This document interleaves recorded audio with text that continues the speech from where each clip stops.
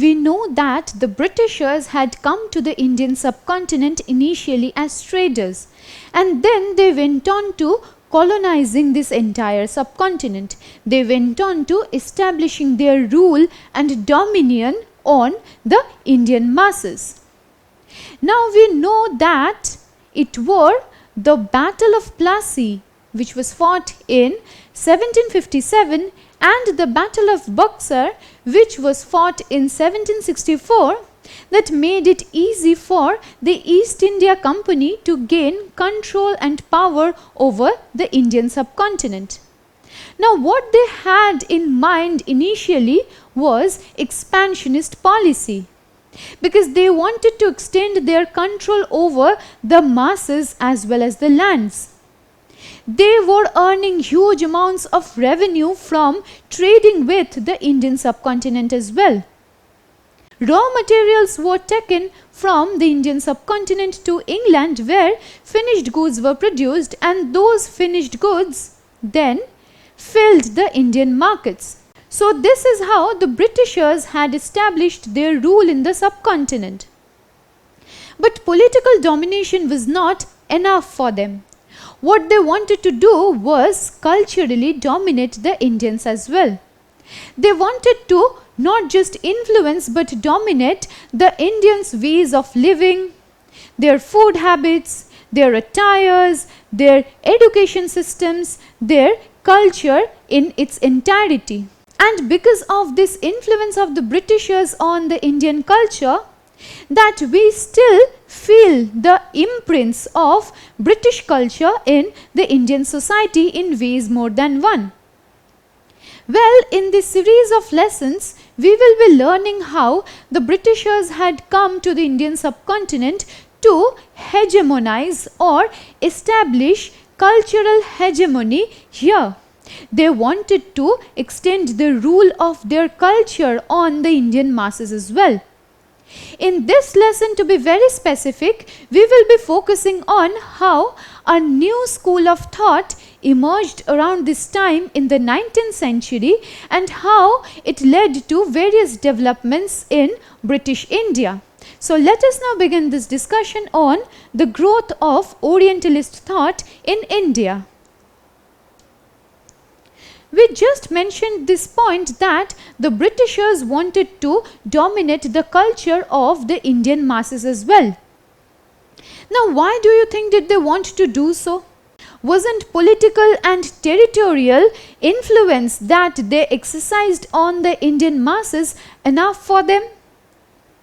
It wasn't so, because they now propounded the idea of the white man's burden, which they used to justify colonialism and imperialism. But what do we understand by the white man's burden? The white man's burden was an idea that was forwarded by the Westerners that their religion, their culture, their ways of living, their systems of governance, their entire existence as a whole was superior to that of the natives in Africa and Asia. So people living in the African and Asian societies were in the clutches of ignorance, oppression, vices, brutality, superstition, slavery, cannibalism, ignorance, vice, cruelty, and so many other negative things. And it was the burden of the white man to take steps forward and enlighten the native population, so as to take the native population away from the clutches of ignorance, vices, cruelty towards a higher form of civilization that they belonged to. So this was a racial superiority that the whites believed in. This was not just a racial superiority, mind you, but this was also a cultural superiority that the whites held on to. They believed that it was the responsibility that these white men had to shoulder to enlighten as well as liberate the native masses. And so, when they came to the Indian subcontinent as well, they were of the opinion that the masses culture, traditions, religions, as well as ways of living were barbaric and uncivilized. And so, the Britishers needed to influence their culture, influence their ways of living, influence their systems of governance. So this is the idea that the Britishers propounded in the shape of the white man's burden when they came to rule the Indian subcontinent. Now when they came to rule the Indian subcontinent, many British officials started coming here. And it were not just the British officials, but other British people were also coming here. And during this time, a philosophy gained currency in not just England but throughout Europe. And this was the philosophy of Orientalism. Now what do we understand by Orientalism? By this philosophy of Orientalism, the Britishers were attracted to and interested in the culture, traditions, religions, ancient texts of the Asian societies. And so, around the late 18th and early 19th centuries, the rising tide of Orientalism led to the study of the languages, literatures, histories, religions, philosophies and laws of Asian societies. Now when the Britishers had come to the Indian subcontinent, they were alien to the masses. And the masses were also alien to them. They did not know the people, their ways of living, their religions, their cultures, their systems of governance. And so it was imperative on the part of the Britishers to know the culture of the Indian masses. And this was a time when this Orientalist thought was also pervading England.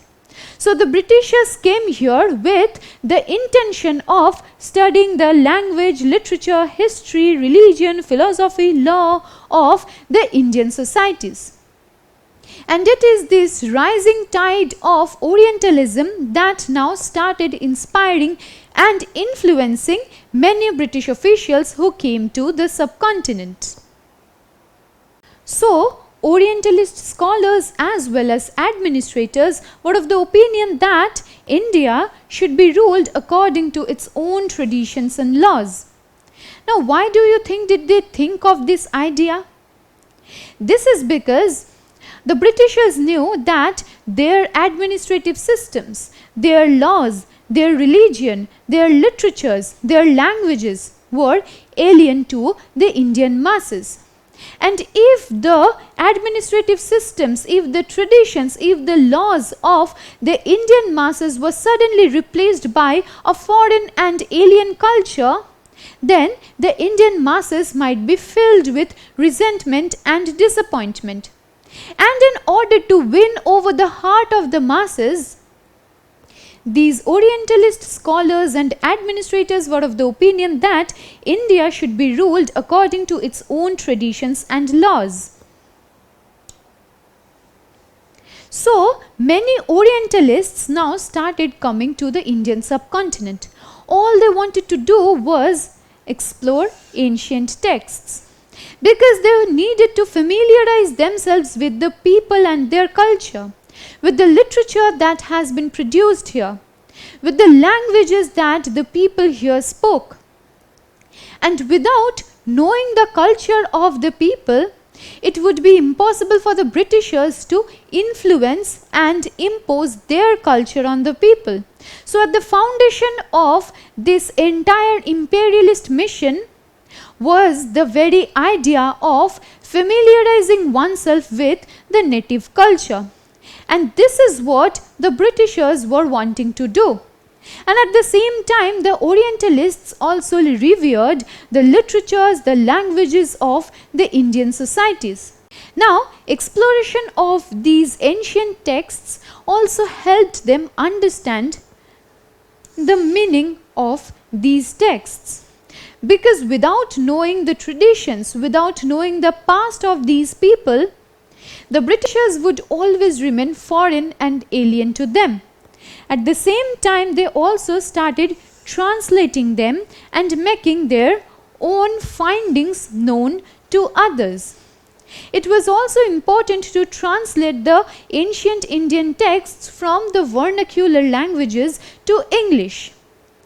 And then the interpretations that these Orientalist scholars came up with were also made known and familiar to other people. What we see here is a translation of the famous play called Shakuntala, which was written by Kalidasa, and this translation was done by William Jones. Now we need to mention who this person William Jones was and how important he was with respect to the spread of Orientalist thought in the Indian subcontinent. William Jones had come to the Indian subcontinent in the year 1793 as a junior judge appointed by the Supreme Court that was established by the East India Company in 1774. Now William Jones was a very learned man. He studied Greek and Latin at the University of Oxford, and then he also knew French and English. He had even picked up Arabic from a friend, and he was also learning Persian. So he was not just a judge, but he was also a linguist who was driven by interest in Oriental cultures, a linguist who wanted to know the Indian masses and their culture, their language, their society. So William Jones was among one of the very popular Orientalists who lived in Calcutta. And there were many other Orientalists in the likes of Henry Thomas Colebrook or Nathaniel Halhed. Now these Orientalists who were living in Calcutta were occupied with discovering the ancient Indian texts and heritage. Now these people were of the opinion that the ancient Indian texts, which were written in Sanskrit, Persian, as well as various vernacular languages, had the history, the heritage, the past of the Indian masses buried in them. And so it was very important to read these texts. And by reading these texts, these people were also beginning to translate these works into English, because they knew that by translating these works into English, they would be able to make these ancient Indian texts more accessible to the Britishers whose language was English. So this is the work that Orientalists in Calcutta were doing at this point of time. In the beginning of this lesson, we had mentioned this point that the Orientalists had faith as well as respect for the traditions of the Indians, for the heritage of the Indians. And these Orientalists believed that India was very glorious at one point of time. But subsequently, the Indians lost their glory. And these Orientalists then put forward the idea that by bringing forth the lost glory of India through various works and their translations, these people, that is to say, these Britishers, would become the guardians of Indian culture as well as its master. Firstly, a very important point that we need to keep in our minds is that these people were wanting to become the master of all Indians. And here the Orientalists put forward the idea that they were here to recover the lost glory, the lost honor of India. And if they did so, then they would be able to restore the glory of Indian heritage. And so the masses here would see that the Britishers were here for a noble aim. And in this way, the Britishers could now become the guardians of the Indian culture.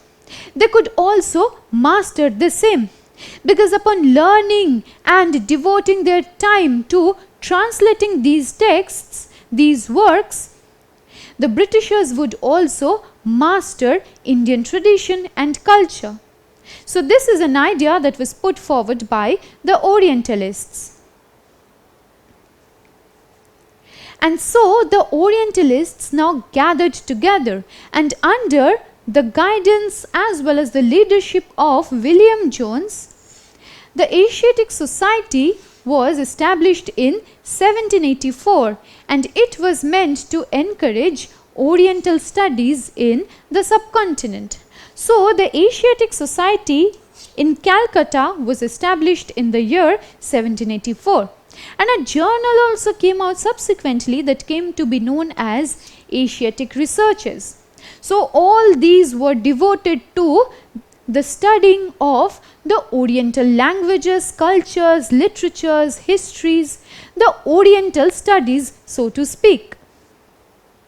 Before proceeding with this lesson, let me ask you a question. When was the Asiatic Society established by William Jones in Calcutta?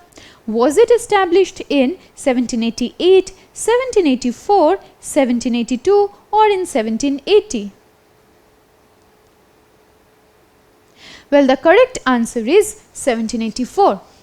William Jones as well as other Orientalists had gathered together to establish the Asiatic Society in Calcutta in 1784 to promote and encourage Oriental studies in the subcontinent. We had mentioned this point that the Oriental school of thought was gaining currency in England. It was also dominating academic discourses, because these Westerners were driven by an interest in the Oriental cultures, in the history and the past of the Asian societies. And when this Orientalist thought had also spread in the Indian subcontinent, many company officials were also inspired and influenced by the same. And then these company officials were of the opinion that if the Hindu as well as the Muslim subjects in the subcontinent could be taught what they valued, treasured and were familiar with, then the Britishers could gain their respect. Because if the Britishers suddenly started teaching their own Western education to the Indian masses, then the masses would suddenly feel alienated. The masses would not be able to relate with what they were being taught. Instead, these company officials, influenced by the Orientalist thought, were of the opinion that the Indians should be taught whatever they valued, treasured, revered, as well as were familiar with. And in this way, the Britishers believed that they would be able to earn respect from the Indian masses, because the Indian masses would see that the Britishers were not really a foreign power, an alien power who were hostile to their culture. Instead, the Britishers were driven by a deep interest in their culture, which is why the masses would now be filled with respect as well as reverence for the company officials. So we learned that the Orientalist thought gained quite a bit of prominence during this point of time, because the scriptures, the laws, the books which were produced in the Indian subcontinent were being focused upon by the Orientalists. And to this end, many institutions and madrasas were set up to encourage the study of literatures which were produced in the Indian subcontinent. Now, what are madrasas? Madrasas are centers of learning, and this madrasa is an Arabic word which stands for centers of learning. In these madrasas, various kinds of Persian and Islamic laws were taught. And here we have the Calcutta Madrasa, which was established in the year 1780. Then we also have the Banaras Hindu College, which later on came to be known as the Banaras Hindu University, which was founded in 1791. And here in this Banaras Hindu College, the study of ancient Sanskrit texts was promoted. So various kinds of ancient texts and scriptures like Sanskrit texts, Arabic, Persian and Islamic laws were now being studied in various institutions and madrasas, and this was all done to foster a sense of love and respect for the literature, for the laws, for the culture of the Indian subcontinent. So in this way, the Orientalist thought was spreading among the masses. And we also learned that many Britishers were influenced by this Orientalist thought. Firstly, they believed that it was important to inculcate in the masses' mind the need and the urge to study the literatures, the laws, the cultures of the subcontinent itself. And at the same time, they believed that if these people read their own texts, and many Britishers also believed that if the study of ancient Sanskrit, Arabic, Persian, Islamic texts and laws could be promoted, then they could better administer the country. So some Britishers did not favor this Orientalist thought only for the sake of the masses. It was also for themselves, because remember, they were here to better administer and govern the country. All they wanted to do was take over the power and administration and rules and laws and governance of this country. And this promotion of Orientalist thought was just a stepping stone in this process. The Orientalists did not really want to only teach the masses about their tradition, about their culture, about their languages and literature. In fact, these Orientalists were of the opinion that the Britishers should also be taught in Orientalist studies. And this was the aim with which Lord Wellesley had established the Fort William College in Calcutta in 1800. Here, the British administrative officers were to be trained in the local language and culture.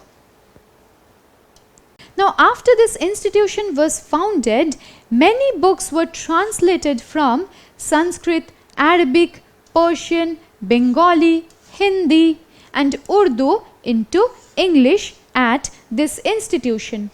So, in this way, Orientalist studies were being made more accessible to the company officials, to the British administrators. With this, we come to an end of our discussion on the growth of the Orientalist thought in India. We learned how the Britishers had come here to control and colonize the masses. But at the same time, they also wanted to take control of the culture of the people and introduce their own culture to the masses. But many Britishers were actively and deeply driven by an interest in the study of the Orient, in a study of the Asian societies. Now, these Orientalist scholars and officials wanted to know the culture, heritage, past, traditions, languages, literatures of the Indian masses in order to be able to better administer the country. And in this way, the Orientalist thought kept on spreading among the British officials. Many Orientalist institutions were also set up for this reason. And these Orientalist institutions were meant for both the Indian masses on the one hand and the British officials on the other hand. Having learnt about this Orientalist thought in this lesson, in our subsequent lesson we will learn about whether this Orientalist thought could spread itself uniformly throughout the subcontinent, whether this Orientalist thought could influence all the British officials who came to rule the subcontinent.